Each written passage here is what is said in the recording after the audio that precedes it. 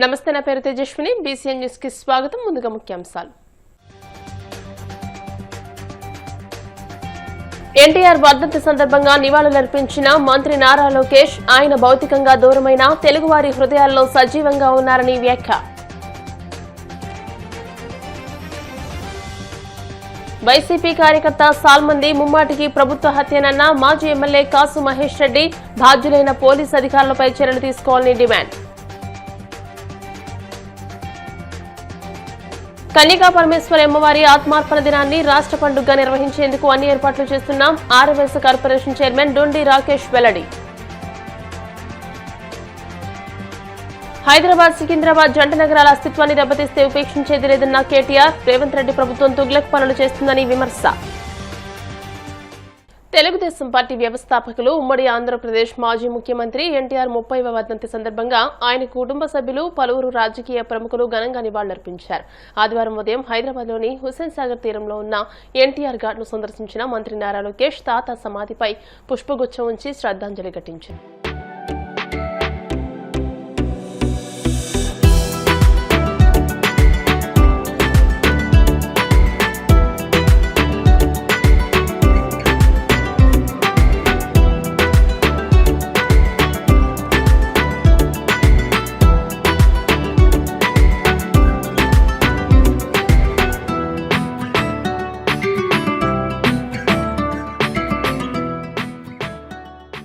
పల్నాడు జిల్లాలో red book రాజ్యాంగం అమలవుతోందని YCP మాజీ ఎమ్మెల్యే కాసు మహేష్ రెడ్డి ఆగ్రహం వ్యక్తం చేశారు. వైసీపీ కార్యకర్త సాల్మంది ముమ్మాటికి ప్రభుత్వ హత్యనని ఆయన తేల్చి చెప్పారు. పిన్నెల్లి గ్రామంలో 18 నెలలుగా దాదాపు 200 కుటుంబాలు ఊరికి దూరంగా బతుకుతున్నాయని, భార్య ఆరోగ్యం సరిగా లేకపోవడంతో గ్రామానికి వచ్చిన సాల్మన్ను టీడీపీ నేతలు కొట్టి చంపినా తిరిగి బాధితులపై కేసు నమోదు చేసిన పోలీసులు తీరుపై ఆయన తీవ్రంగా మండిపడ్డారు. ఏంటి ఈరోజు పల్నాడులో రెడ్ బుక్ రాజ్యాంగం స్టాన్ఫోర్డ్ లో చదివాడంట లోకేష్ బాబు గారు. మరి ఇంగ్లీష్ వచ్చింది కదా, అంబేద్కర్ గారి రాజ్యాంగం చదవచ్చగా ఒకసారి. ఏం రాశాడు, ఎందుకు రాశాడు? విభిన్న కులాలు, జాతులు, మతాలు ఈ సువిశాలమైన భారతదేశంలో హాయిగా బ్రతకాలని చట్టాలు చేస్తే రెడ్ బుక్ పట్టుకొని తిరుగుతున్నాడు పని బాటలాక. ఆ రెడ్ బుక్ వల్లే ఈరోజు గ్రామాల్లో హత్యలు. పిన్నెల్లి గ్రామంలో 18 నెలల నుంచి అసెంబ్లీ కౌంటింగ్ అయిన రోజు నుంచి 200 కుటుంబాల్ని ఊరి నుంచి తరిమేసి మైనారిటీలు, ఎస్సీలు, బీసీలు, నాయకులే కాదు, కార్యకర్తలే కాదు, బిడ్డలు, చిన్నపిల్లలు, ఆడవాళ్లు అందరినీ తరిమేశారు ఊరి నుంచి. అసలు ఎక్కడన్నా చూసామా? పెద్ద పెద్ద ఫ్రాక్షన్, బాంబు దాడులు, నక్సలిజంలో కూడా ఎప్పుడు ఆడవాళ్ళ జోరికి, పిల్లల జోరికి పోలేదు. అంతకన్నా నీచమైన రెడ్ బుక్ రాజ్యాంగం. ఎవరైనా సరే పిల్లల్ని ఊరు బయట తోలిన దాఖలాలు మనం ఎక్కడన్నా చూసామా? పిన్నెల్లో చూడండి, ఎక్కడెక్కడికో పోయి పాపం కూలినాలు చేసుకొని చదువు ఆపేసుకొని బతుకుతున్నారు పిల్లలంతా. ఈ రోజు ఒకడు పాపం భార్యకేదో బాలేకపోతే చూడ్డానికి సాల్మన్ గారు ఆ ఊర్లోకి వెళ్తే ఊర్లోకి వస్తావా అని కొట్టి చంపారు. చంపాడురావు బాబు, కోమాలో ఉన్నాడు, కేసు గట్టి అరెస్ట్ చేయని ఆ సిఐకి, ఆ ఎస్ఐకి చెప్తే యూజ్లెస్ ఫెలోస్ ఈయన మీద కేసు పెడతారు. కోమాలో ఉన్న వ్యక్తి మీద 324 కట్టారు. కొట్టినోడి మీద కేసు లేదు.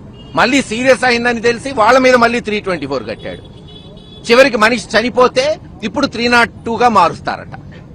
ముందు అసలు ఆ సిఐఎస్ఐని సస్పెండ్ చేయాలి ఈ ప్రభుత్వం. ఆ కుటుంబాన్ని ఆదుకోండి, ఎక్స్గ్రేషియా ఇవ్వండి, ఏదైతే జగన్మోహన్ రెడ్డి గారు ఇస్తున్నట్టు. ఇంకా దారుణం ఏంటంటే అసలు 70 సంవత్సరాల స్వతంత్ర భారతదేశంలో ఎక్కడా ఇనుండవు.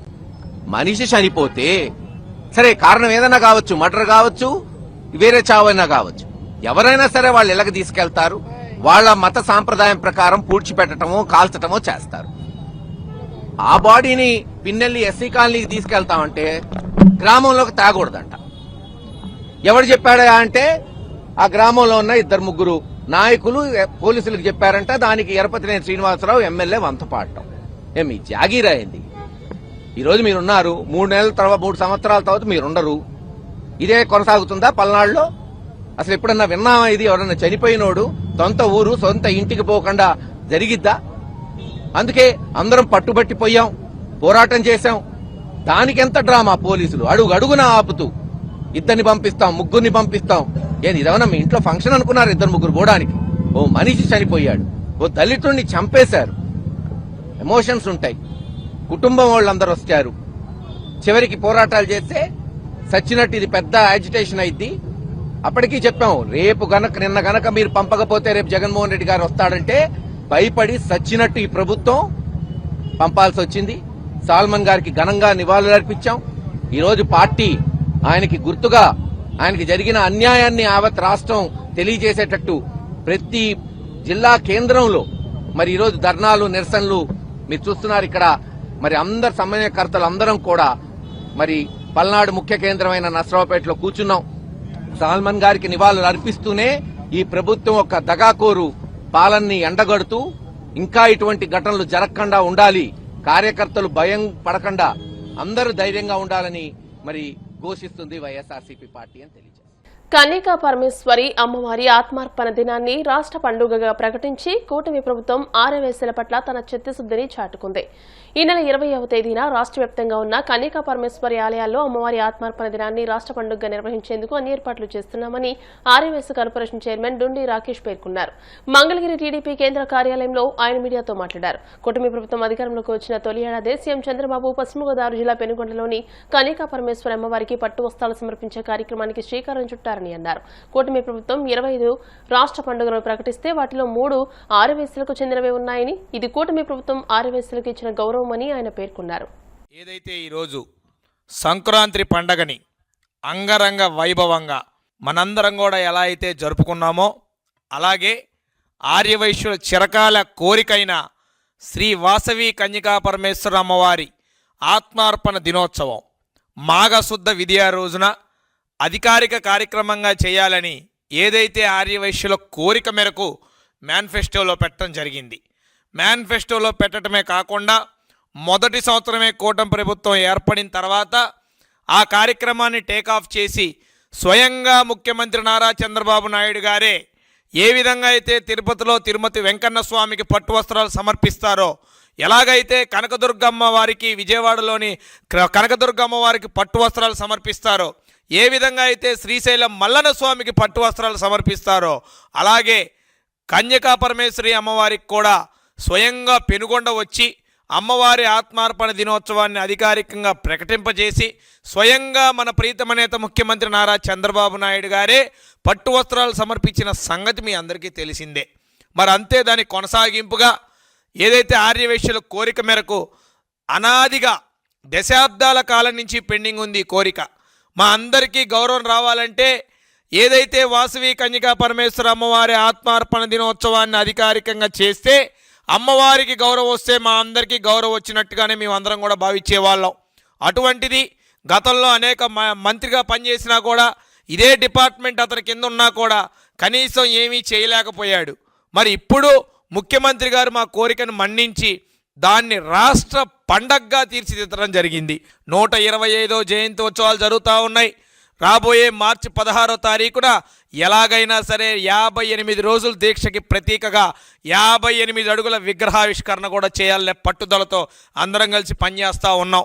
దీన్ని బట్టి మీరు అర్థం చేసుకోవచ్చు, ఒక ట్రస్ట్ ముందుకొచ్చి ట్రస్ట్కి ప్రభుత్వం ఇన్ని అండదండలుగా ఉంటూ ట్రస్ట్కి 6.8 ఎకరాలు ఇచ్చిందంటే చంద్రబాబు నాయుడు గారికి కూటమి ప్రభుత్వానికి ఆర్యవైశ్యుల మీద ఉన్న ప్రేమ ఎంత అనే సంగతి కూడా అందరికీ తెలిసిందే.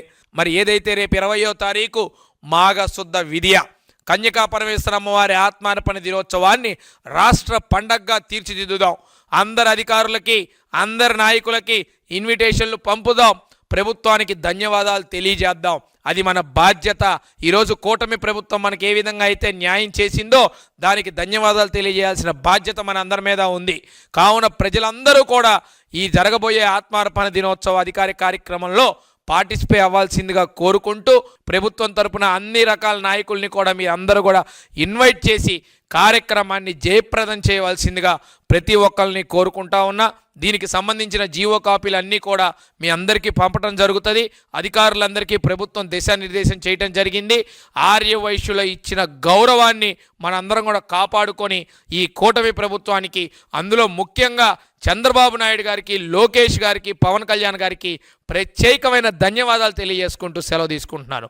అదేవిధంగా ఆర్యవైశ్య కార్పొరేషన్ని రాబోయే రోజుల్లో మరింత బలోపేతం చేసి ప్రజలకి దగ్గర చేసే విధంగా చంద్రబాబు నాయుడు గారు, లోకేష్ గారు ప్రణాళికలు చేశారు. తద్వారా ఈ కార్యక్రమాన్ని చేసి 125వ జయంత్యుత్సవం పొట్టి శ్రీరాములు గారి మార్చి 16 తర్వాత ఆర్యవైశ్య కార్పొరేషన్ని ఏ విధంగా తీర్చిదిద్దామో కూడా మీ అందరి ముందు పెడతామని తెలియజేసుకుంటూ సెలవు తీసుకుంటున్నాను. సమాజమే దేవాలయం, ప్రజలే దేవుళ్ళు అనే సిద్ధాంతంతో తెలుగుదేశం పార్టీని స్థాపించి పేద, బడుగు, బలహీన వర్గాల అభివృద్ధికి నిరంతరం కృషి చేసిన మహనీయుడు ఎన్టీఆర్ అని ఏపీ ఆబ్కాబ్ చైర్మన్ గన్ని వీరాంజనేయులు అన్నారు.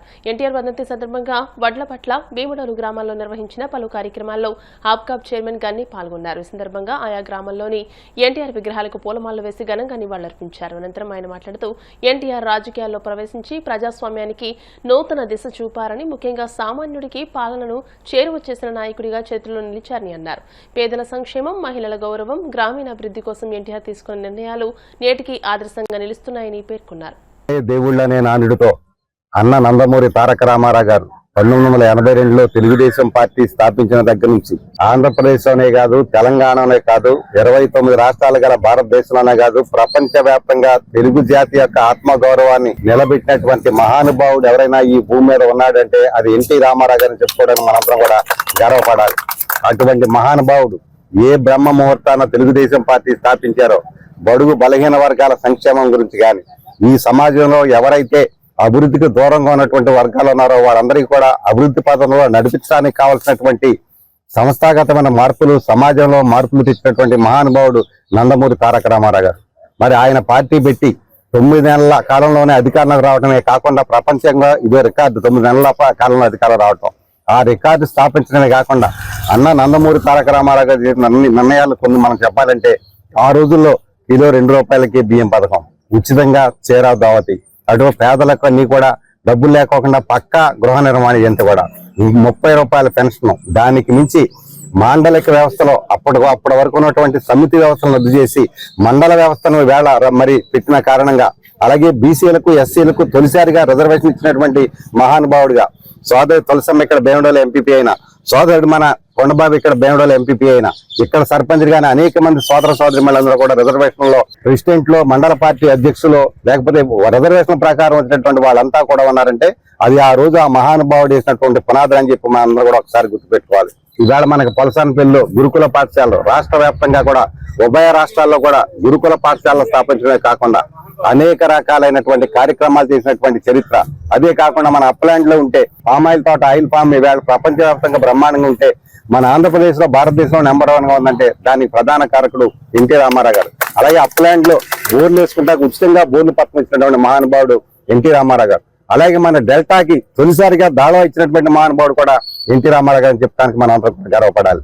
ఈ సమాజంలో మార్పుల కోసం ఎవరైతే అభివృద్ధికి దూరంగా ఉండి అభివృద్ధి కోసం ఆరాటపడే వర్గాలు ఉన్నాయో ఆ వర్గాలన్నింటినీ కూడా మరి న్యాయం చేయటానికి పార్టీ పెట్టినటువంటి మహానుభావుడు నందమూరి తారక రామారావు యొక్క 30వ వర్ధంతి సందర్భంగా ఈ వేళంతా కూడా మరి భీమడోలు, అలాగే ఉంగుటూరు వ్యాప్తంగా ఉన్నటువంటి మండలాల్లో వారి యొక్క విగ్రహాలకు పూలమాలలో వేయటమే కాకుండా నల్లమాడు పంచాయతీ మరి ఏదైతే రామచంద్రపురం విలేజ్ ఉందో అక్కడ మండల నాయకత్వం వారి యొక్క ఆధ్వర్యంలో, రామకృష్ణ యొక్క ఆధ్వర్యంలో రక్తదాన శిబిరం కూడా పెట్టి మరి ఎవరైతే యువకులంతా కూడా ఉన్నారో ఆ మహానుభావుడి యొక్క వర్ధంతి రోజున ప్రజలకు, ముఖ్యంగా ఎవరైతే రక్తదానానికి అర్హులైతే వాళ్ళందరికీ కూడా రక్తదానం అందించేటువంటి కార్యక్రమం జరుపుకున్నట్టు రక్తదానం చేసినటువంటి ఆ యువకులందరికీ కూడా హృదయపూర్వకమైనటువంటి కృతజ్ఞతలు తెలియజేసుకుంటూ, సమాజమే దేవాలయం, ప్రజలే దేవుళ్ళు అని చెప్పి నందమూరి తారక రామారావు పార్టీ స్థాపిస్తే మరి ఆయన బాటలో పయనిస్తున్నటువంటి మన ముఖ్యమంత్రి చంద్రబాబు నాయుడు గారు ప్రజల కోసం, ప్రగతి కోసం అని చెప్పి అన్న నందమూరి తారక రామారావు గారు వేసినటువంటి మరి మార్గాన, ఆయన యొక్క మార్గాన పయనించడమే కాకుండా వారి బాటలో నారా లోకేష్ బాబు గారు కానీ, అలాగే మరి మనకు సహకరిస్తున్నటువంటి పవన్ కళ్యాణ్ గారు కానీ, కేంద్రంలో అధికారంలో ఉండి ఆశీస్సులు ఇస్తున్నటువంటి మోదీ గారు కానీ, వీరందరి నాయకత్వంలో కూటమి ప్రభుత్వం ఈ సంవత్సరాల కాలంలో ఈ రాష్ట్రంలో అనేక కార్యక్రమాలన్నీ కూడా రూపకల్పన చేసినటువంటి సందర్భంలో మరొకసారి అన్న నందమూరి తారక రామారావు గారి యొక్క ఆశీస్సులు చంద్రబాబు నాయుడు గారికి కానీ, లోకేష్ బాబు గారికి కానీ, మన పార్టీకి కానీ మన అందరి మీద ఉండాలని, ఆయన ఏదైతే కోరుకున్నారో బడుగు బలహీన వర్గాలకు న్యాయం చేయాలని చెప్పి ఆశయంతో పార్టీని స్థాపించారో వారందరికీ కూడా రాబోయే రోజుల్లో ఆయన యొక్క ఆశీస్సులు ఉండాలని, ఆయా వర్గాలు అందరితో పాటు ఆ వర్గాలు కూడా అభివృద్ధి చెందాలని చెప్పి మనస్ఫూర్తిగా కోరుకుంటూ ఇప్పుడు కాసేపు ప్రకటనలు.